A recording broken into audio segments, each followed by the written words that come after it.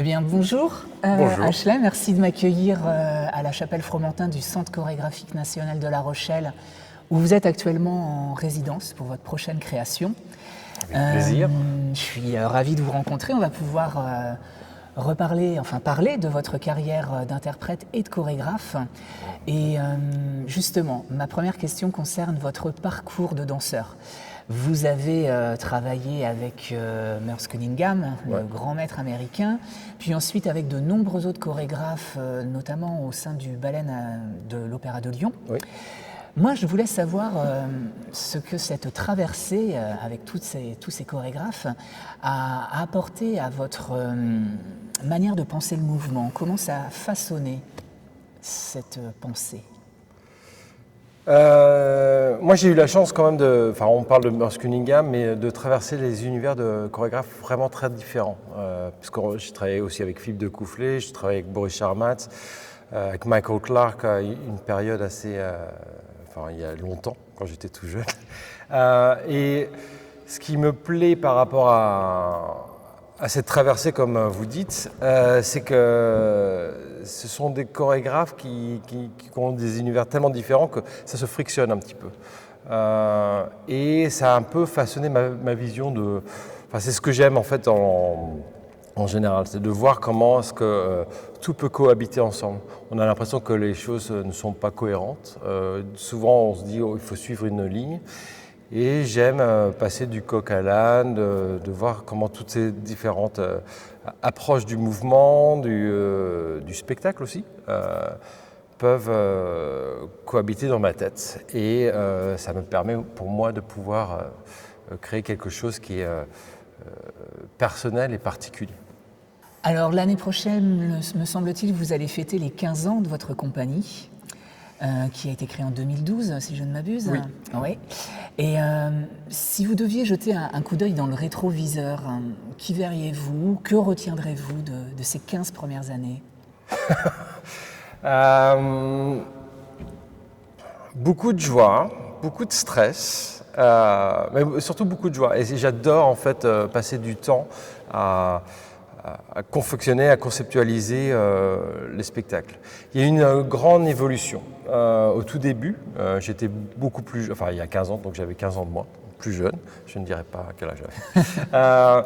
Mais j'étais vraiment parti sur un travail sur l'intensité physique, la ténacité de l'interprète, comment pousser le corps plus loin, pas nécessairement dans une question de virtuosité, mais plutôt pour montrer comment on peut altérer ses perceptions.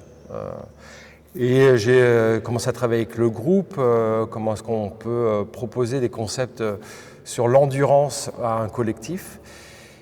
Et je me suis rendu compte de plus en plus je me suis rendu compte comment chaque interprète, je l'ai laissé libre pour trouver leur réponse à ces concepts d'endurance, de physicalité un petit peu extrême.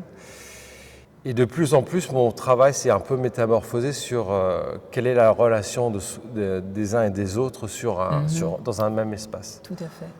Voilà. Alors, dans votre œuvre, il y a aussi des systèmes très précis de répétition, de contraintes, la notion de hasard. Qu'est-ce qui vous a attiré très, très vite dans ces cadres structurés?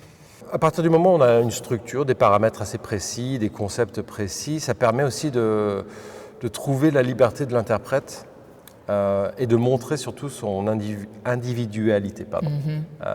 De vraiment faire ressurgir les personnalités des interprètes, du danseur, de la danseuse, au sein de ces différents concepts.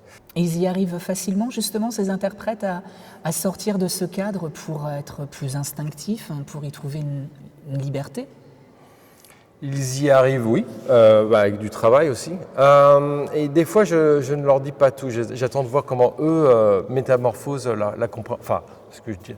comment ils comprennent ce concept et comment il évolue en lui-même. Et ce qui permet aussi d'élargir le champ des possibles au sein de ces différents concepts. Est-ce que vous avez une méthode, au final, pour travailler avec ces corps, avec ces interprètes? Vous avez un langage que vous avez peut-être hérité des chorégraphes avec qui vous avez travaillé précédemment? Je ne vais pas dire que j'ai une manière de procéder, puisque je recherche une manière de procéder différente à chaque création. Je ne cherche pas non plus à créer un mouvement qui doit être répété de la manière dont je le ferai. Souvent quand j'ai du matériel écrit, une chorégraphie écrite, je ne suis pas trop précis sur la manière comment moi je l'aborde en fait. Parce que je trouve ça intéressant de voir comment eux se l'approprient. Eux et elles se l'approprient, pardon. En fait, je me nourris aussi beaucoup de leur manière d'aborder. En fait. Et c'est ce qui... souvent, j'ai une idée, comme beaucoup de chorégraphes, une idée assez précise de ce que je voudrais faire, de quel est le concept. Mais grâce à ces échanges, ce temps de partage avec les interprètes, ça permet d'ouvrir d'autres possibilités, des choses auxquelles je n'avais pas pensé. Et de voir comment est-ce qu'on peut refaire, à réapparaître vraiment les individualités, les personnalités au sein de ce collectif, de ce groupe, et de montrer en fait à quel point l'entente et la diversité est extrêmement importante pour une évolution sereine d'un collectif. 15 ans, ça donne aussi du recul pour voir comment ont évolué les interprètes. Est-ce que vous voyez une manière différente d'être au travail? Est-ce que la nouvelle génération qui arrive travaille différemment de celle d'avant? Oui, je suppose. En fait, là, c'est vrai que moi, je travaille avec les mêmes interprètes depuis longtemps. J'aime avoir cette relation longue sur le travail. Mais j'essaie d'en amener de nouveau aussi pour renouveler un petit peu j'allais dire le sang de la compagnie, mais c'est pas vraiment ça. C'est plutôt de renouveler de nouvelles idées. Parce qu'aussi, dans les habitués de la compagnie Achille, certains ne sont plus disponibles et font autre chose. Mais c'est vrai que les danseuses avec qui je travaille depuis plus longtemps ont une approche beaucoup plus rapide dans les concepts et voir comment est-ce qu'ils peuvent proposer des choses de manière plus, pas efficace, mais autre. Alors que les danseuses qui ont rejoint le dernier projet, par exemple, trouvent leur place aussi. C'est pas une question de trouver la place au sein du groupe, puisque j'essaie de les accueillir de la même manière, mais essaie de comprendre un petit peu mes concepts qui peuvent être pas cohérents pour eux au départ. On en parlait justement hier où un des danseurs me disait que j'essayais de mettre des ronds dans des carrés, et que des fois ça fonctionnait pas, mais à la fin on comprenait qu'il y avait une espèce de cohérence malgré tout. Ça faisait sens. Ouais. Et pour moi, c'est l'idée de cette friction qui devrait cohabiter de toute façon. On parlait de la répétition, il y a également la notion d'accumulation qu'on retrouve dans vos créations. Est-ce que vous cherchez à mettre le public, à travers ce système de répétition, d'accumulation, dans un état limite? Et est-ce que vous réfléchissez au public lorsque vous créez? Est-ce que vous réfléchissez à la réception que la pièce va avoir ou pas du tout? Vous occultez ça? Non, la place du public est importante puisque nous, en tant que créateurs et créatrices, l'art est un acte de résistance en ce moment. Je pense que c'est important. Je parlais de la diversité dans le groupe, l'importance de le montrer, de la tolérance. Et il est vrai qu'on est dans un monde sociopolitique en ce moment qui est un petit peu tendu.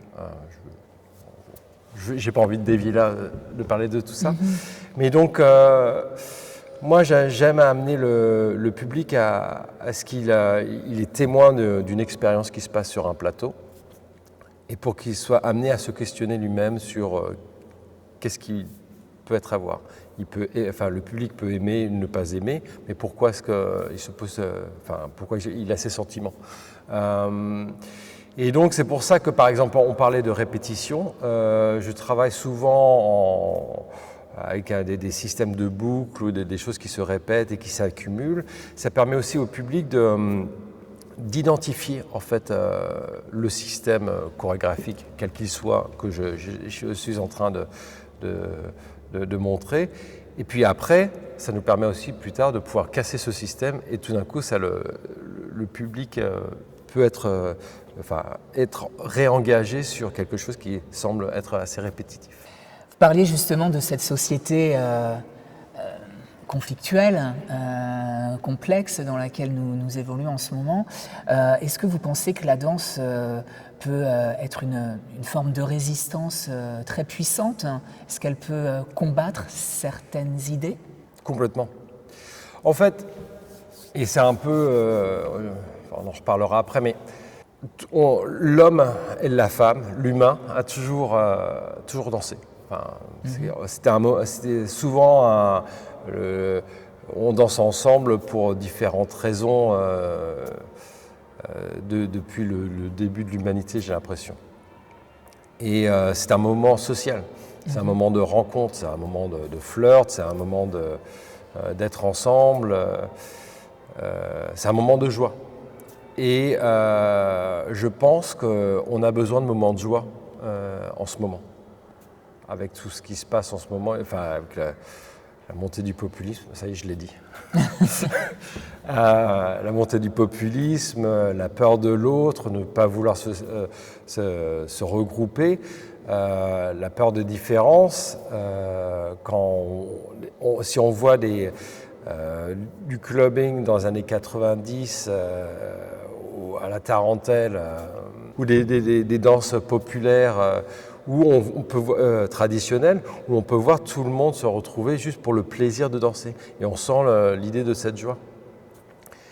Et je trouve que la danse pourrait sauver le vivre ensemble. Vous êtes donc à La Rochelle pour travailler sur votre prochaine création qui s'intitule « La croissance exponentielle des petites erreurs ». Alors c'est très beau comme titre, mais c'est également très intriguant. Donc, qu'est-ce qui s'y passe dans cette création? Donc la croissance exponentielle des petites erreurs, ce terme est un des principes de la théorie du chaos.